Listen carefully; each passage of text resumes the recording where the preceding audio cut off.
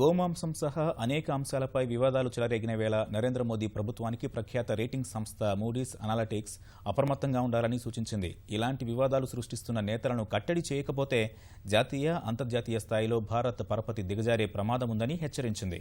ఇది అంతిమంగా దేశ అభివృద్ధిపైన ప్రభావం చూపించగలదని మూడీస్ అనాలిటిక్స్ పేర్కొంది.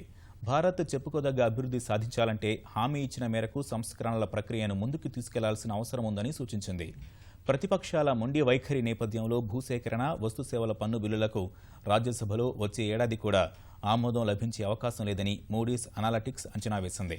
సంస్కరణల ప్రక్రియలో కీలకమైన ఈ బిల్లులకు మార్గం సుగమం చేయాలంటే ప్రధాని మోదీ ముందుగా వివాదాస్పద వ్యాఖ్యలు చేస్తున్న తన సొంత పార్టీ నేతలను అదుపు చేయాలని తెలిపింది. ప్రస్తుతం నెలకొన్న వివాదాలు దేశంలోకి వచ్చే పెట్టుబడులపై ప్రతికూల ప్రభావం చూపుతాయని, అంతిమంగా ఇది దేశ అభివృద్ధిపైన ప్రభావం చూపిస్తుందని మూడీస్ అనాలిటిక్స్ పేర్కొంది.